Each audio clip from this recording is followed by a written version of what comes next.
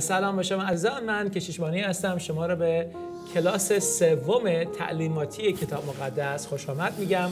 جلسه قبل ما درباره تولد تازه صحبت کردیم و امروز جلسه سوم رو آغاز میکنیم. Thank you for joining us for our Bible class studies. This is our third lesson. Last week we talked about the new birth and the coming and the indwelling of the Spirit of God in our inner man. Now we are going to start our third lesson with Pastor Richard Hayes. Fantastic. One of the most famous verses in the Bible is John 8:32. یکی از معروفترین آیات کتاب مقدس یوحنا 8:32 هستش. Says you will know the truth and the truth will set you free. شما حقیقت رو خواهید شناخت و حقیقت شما رو آزاد خواهد نمود. And so for what the Bible becomes very clear is that our victory and our you could say what God wants to do in our lives is depending on understanding certain concepts. در واقع آن کاری که خداوند میخواد در زندگی شما انجام بده و پیروزی شما در زندگی انفرادیتون و خانوادگیتون بستگی به این داره که چه حقایقی رو در زندگیشون بهشون پی میبرید. Now the verse in front of this verse talks about certain leaders, and it says, and they decided to remain in the truth, and if they remain in the truth, they shall know the truth, and the truth shall set them free. Okay. So basically Jesus is saying a disciple is somebody who remains in the truth. آیات قبل از این در واقع درباره افرادی صحبت میکنه که به حقیقت پی برده بودن و میخواستن در این حقیقت باقی بمونن و در واقع یک شاگرد واقعی عیسی مسیح شاگردی هستش که در حقیقت رو ازش آگاه میشه و در اون باقی میمونه. So a true disciple is one that comes to the knowledge of the truth and remains in the truth. That's exactly what verse 31 says. It says those who believed on him and continued, or in Spanish it uses a word that calls who is permanent in him. Okay, that's a very interesting word. Yes. Sometimes Spanish and Farsi actually have more, they clarify the word even sometimes more than English. So در واقع کلام اینجا میگه که کسانی که به حقیقت پی میبرن در حقیقت دائما باقی میمانند. آنها شاگردان عیسی مسیح هستند. If you remain in the truth, those truths bring liberty to your life. اگه در حقیقت باقی بمونید، ادامه بدید، اون وقت آزادی رو در زندگیتون تجربه میکنید. Now what is this liberty he's talking about? Well, این آزادی چیه که دربارش صحبت میکنه؟ it would basically kind of be like how we were talking in the last verse, to be able to live a God style of life. وقتی میگیم آزادی رو تجربه میکنن، یعنی علنا نوع و شکلی زندگیشون هست که به شکل و صورت زندگی خداوندی است. Jesus will say in John 10:10, یوحنا 10:10 عیسی مسیح میگه the thief has come to kill, destroy, and to steal. که دزد آمده که بدزده، بربایه و نابود بکنه. But he says, but I have come that you might have life and have life abundantly. ولی من آمدم که شما حیات داشته باشید و حیات مضاعف. The word for life in that particular verse is not just that we have a good life. و اون کلمه حیات اینجا فقط در مورد حیات مثلا زندگی بهتر و مثلا زندگی راحت تر نیست. But in Greek it's the word zoe, which means the very life of God. بلکه کلمه یونانی که اونجا ترجمه به حیات شده کلمه زوئی هست، یعنی زندگی که درست بر طبق و مشابه زندگی خداوندی است. So the very life of the Creator is what has been put into our spirit. حیات خداوند که حیاتی است که در ما وارد شده، حیاتی است که ما تجربه می‌کنیم، حیاتی هستش که در ما آزادی به وجود میاد. God had a great purpose for his people. خداوند یک هدف منحصر به فرد عالی برای مردمش And داشت. as we'll see in this lesson, God has a purpose for everybody that decides to walk with him. خداوند هدف به خصوصی برای هر فردی داره که تصمیم میگیره که به دنبال اون بره. But there's a very powerful passage in the prophet Hosea, chapter 4, verse 6. در هوشع فصل 4 آیه 6 آیه به خصوصی هست. And he says, my people were destroyed from a lack of knowledge. مردمان من نابود شدن به خاطر عدم دانش. And so what we begin to see Let is me that... get that verse here. Yeah. While we say, okay, please continue on as I find that verse. Go ahead. Hosea 4:6, he says, so obviously God was planning on them having another dimension or level of life.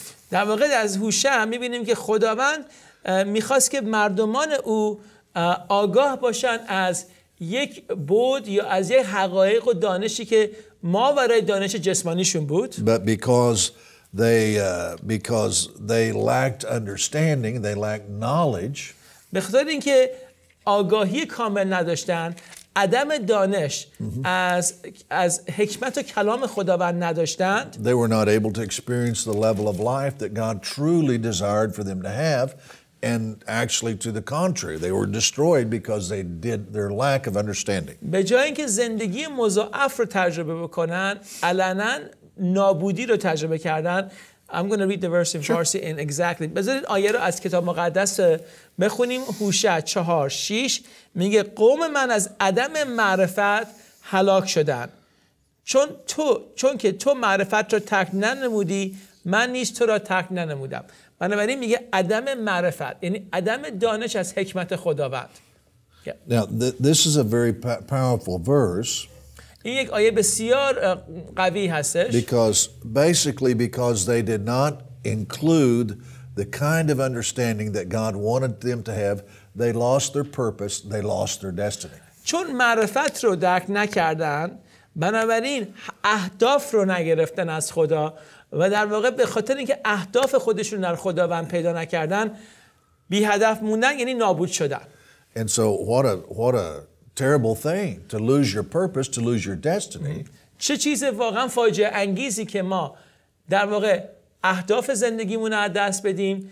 در واقع ما میگیم که برنامه‌های خدا رو برای زندگیمون از دست بدیم و ببازیم. Because of the lack of knowledge. به خاطر اینکه معرفت خدا در ما قرار نگیره. What we need to understand is that concepts govern the success of our lives. اصول روحانی در واقع برای پیروزی در زندگی ما بسیار مهمه. درک اصول روحانی برای پیروزی در زندگی روحانی ما بسیار مهم است. Or understanding certain truths are what enable our lives to have success and to enjoy them. یا درک درست بعضی از حقایق کلام یا حقایق اصولی کلام برای اینکه ما بتونیم در زندگی پیروزمندانه زندگی بکنیم بسیار حیاتی است. We send our children to school and they may say I don't want to go to school. I don't want to go to school. این بچه‌ها رو می‌خوام بفرستیم مدرسه ولی شب برگردن بگه من نمی‌خوام مدرسه برم. But you're sending him to school because you know that if he doesn't have a certain level of understanding, his ability to have a successful life will be extremely limited. ولی شما اونها رو مجبور می‌کنید مدرسه برن چون می‌دونین که اگر تا یه حد و لولی معرفت و دانش ابتدایی رو نداشته باشن حداقل و حکمت رو به دست نیارن از طریق درس خوندن، امکان این که در زندگی بزرگسالیشون موفق بشن در جامعه بسیار محدوده. So this takes this whole verse of John 8:32 to another dimension. You'll know the truth and the truth will set you free. در واقع این یوحنا 8:32 برای ما بیشتر باز میشه. If you don't know the truth, اگر حقیقت رو نشناسید و نبینید یعنی نگیرید. There's 4 areas that we have to have understanding. 4 تا قسمت از زندگیمون هست که ما باید معرفت در اونها به دست بیاریم. We have to understand who God is. اول باید درباره این که خدا کی هستش معرفت یا دانش به دست بیاریم. But not only do we have to know who God is, نه تنها باید بدونیم که خدا کی هستش. we have to understand who we are. باید درک بکنیم که ما کی هستیم. And then thirdly, we have to understand what is it that God has given us. و بعد درک بکنیم که خدا به ما چه چیزی رو داده. And fourthly, we have to understand what do we do with what God has given us. و چهارمین نکته این هستش که باید درک بکنیم که با آنچه که به ما داده باید چه کار بکنیم. Now, Romans chapter 1 begins... I've actually called this an I am principle, identity, authority, and mandate. Okay. Because that's really the answer to these 3 questions. Who am I? I mean 4, but I mean who am I? What have I got? What is my authority? What do I have as a tool? And what am I supposed to do with it? What is my mandate? Right. And so, I mean, that's what we use. So it's essentially the 4 principal questions. Yeah, who is God? خداوند کیست؟ Who am I? من کی هستم؟ And then what we would certainly add to who am I, because I'm born again now, who am I? حالا که من زندگی حیات تازه دارم من کی هستم؟ What do I have? What are the consequences of being born again? چه چیزی رو من دارم به خاطر اینکه نجات دارم؟ And then lastly, what do I do with what God has given me? What's my purpose? هدف اهداف زندگی من چیه؟ خواندگی من چی هستش؟ Yes. Now, in Romans chapter 1, around verse 18, it begins to talk. رومیان 1:18 And it talks about humans that did not include God in their understanding. It talks about Humans who did not include God, they decided, I am not going to include God in my در رومیان understanding. 1:18 درباره افرادی انسان‌های صحبت میکنه که تصمیم میگیرن که خداوند رو وارد زندگی شخصیشون نکنن. Now, when that happens in Hosea 4:6, they lose their purpose and their destiny and they're destroyed. در هوشع 4:6 می‌بینیم که وقتی معرفت خدا در ما قرار نگیره ما اهداف زندگیمون رو از دست میدیم، خواندگیمون رو میبازیم و بعد نابود میشیم. And this says that they did not include God in their concepts. پس رومیان 1:18 میگه که این انسان‌ها They خداوند رو شامل درکشون نکردن. They did not glorify God. خداوند رو جلال And they did ندادن. not give him thanks. و اون رو از او شکرگزاری ننمودند. But as we begin to look at the societies of the earth, وقتی که به جوامع دنیوی نگاه میکنیم، اجتماعهای مختلف دنیا، according to our concept of God, بر طبق آن درکی که از خدا داریم، is what defines our ability to enjoy life and to prosper. بر طبق همون درک و معرفتی که از خدا داریم در واقع به ما کمک میکنه که از زندگی استفاده کنیم و لذت ببریم. Let me just look at a couple of verses here. بیایم با هم دیگه چند تا آیه رو نگاه بکنیم. In Romans chapter 1, در رومیان فصل اول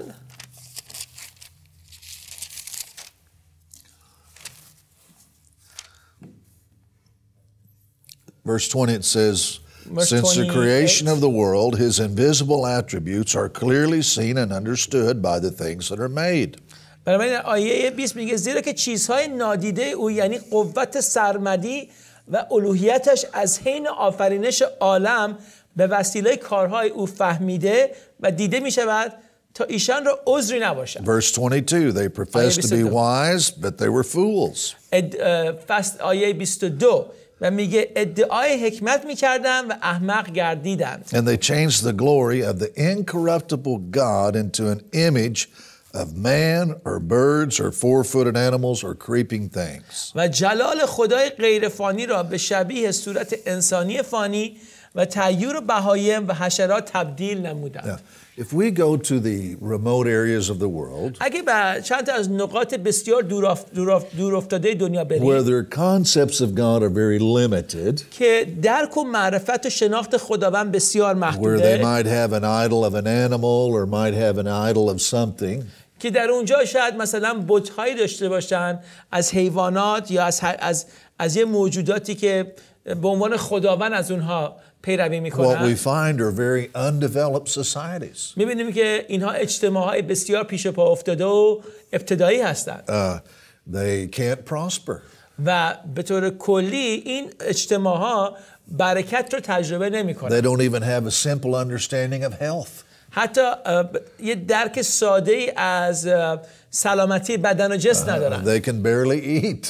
به اندازه کافی حتی غذا ندارن که بخورن. And their societies are very difficult.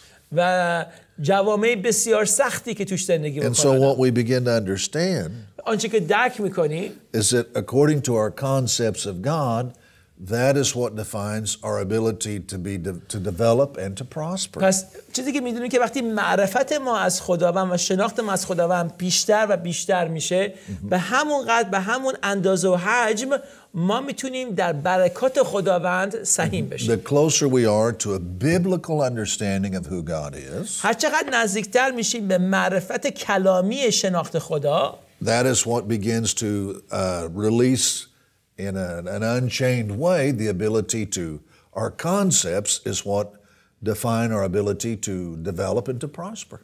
بر طبق همون اون اصول و درک کلامی که از خداوند پیدا میکنیم به ما کمک میکنه که بیشتر و بیشتر در زندگی در برکت الهی سهیم بشیم. For example, here's a powerful businessman. مثلا به طور مثال یک تاجر بسیار موفق And one of his managers comes in and he's very respectful. Yes, sir. No, sir. Yes, sir. No, sir.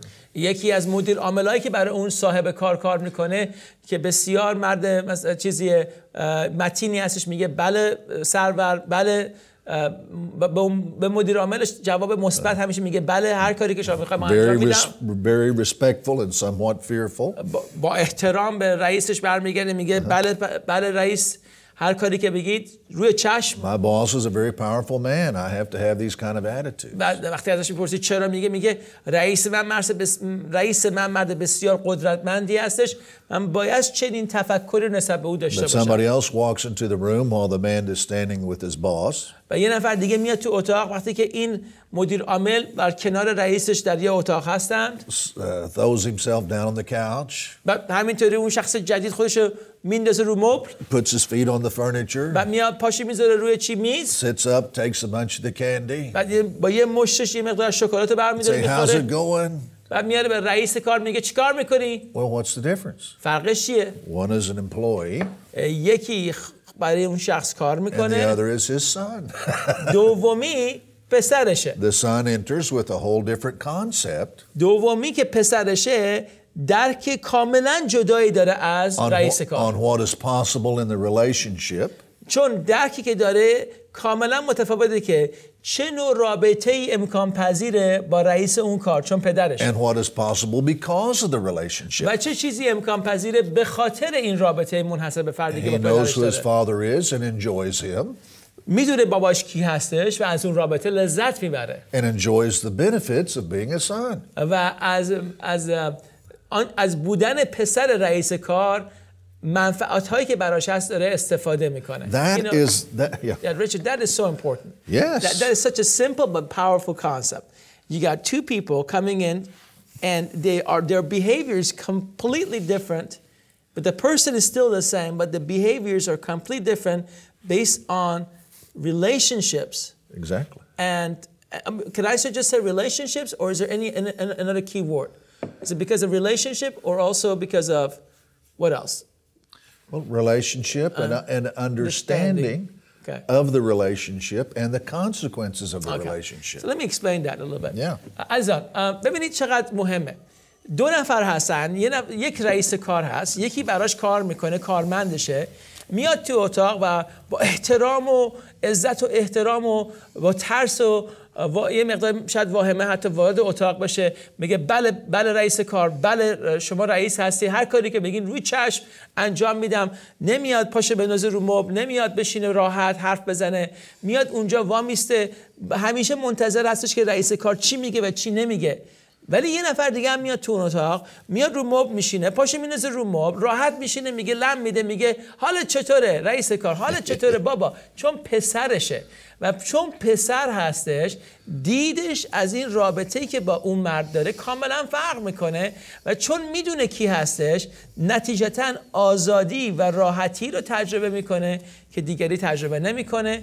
به خاطر این هستش که پوزیشنش فرق میکنه، دیدش فرق میکنه و رابطش فرق میکنه. Now, what is I very just said their positions are different because their relationships are different. So the consequences leads to liberty and freedom in that relationship. That is exactly true. Yeah. Now, if you look at the nations of the earth, اگه به امت‌های دنیا نگاه بکنی، the Bible says that Jesus came to reveal the Father. عیسی مسیح آمد که پدر را مکاشفه کنه، یعنی نشون بده. Jesus talks with the disciples and they say, "Show us the Father." بعد پیروان مسیح میگن که به ما پدر رو نشون بده. عیسی مسیح Jesus says, "If you have seen me, you have seen the Father." میگه اگر من را دیده اید پدر رو هم نیز دیده اید. Because I have come to reveal him. به خاطر اینکه من آمدم تا او را نشان بدم. As you look at the nations of the earth, اگه شما به امت‌های دنیا نگاه the بکنید، ones that have what we would call the strongest biblical influence in their cultures, اون امت‌هایی که از نظر انجیلی و کلامی نفوذ یا تحت تاثیر عمیق کلام خداوند قرار گرفتن از نظر تاریخی، that have understood that God is Father, که درک کردن که خداوند پدره، that God loves them, که خداوند اونها رو دوست داره، that God is looking for them, و خداوند به دنبال اونها در that جستجوی wants a اونها هست relationship with و میخواد them. با اونها رابطه پدرانه برقرار What بکنه. is very interesting is that those are the nations that have birthed all the technologies of the world. اینها اجتماعهایی هستند که تونستند اختراعات، پیشرفت‌های صنعتی و اقتصادی بیشتر دنیا رو انجام بدن. That is astounding. خیلی مورد عجیبه، یعنی تعجب انگیز هستش. And it is astounding the way that the prosperity that has run around the world has come out of these nations. و عجیب هستش که بیشتر ثروت دنیا و نظر مالی ثروت‌های دنیا از این نوع اجتماع‌ها سرشته گرفته. Which is basically what the book of Romans chapter 1 says. در واقع آنچه را که رومیان فصل اول میگه همینه. It is our concepts درک ما و معرفت ما هستش از اصول روحانی that define our ability to be blessed and prosper. که در واقع تحت شعاع خودش قرار میده حجم دریافت برکات روحانی رو در The زندگی. son in the office for knowing who his father is and the consequences of that. پسری که در آفیس میاد که میدونه رئیس کار باباش هستش، به خاطر شناخت پدرش، به خاطر شناخت رابطه خودش با پدرش، has a total different attitude than the man who knows that his performance is what establishes his acceptance.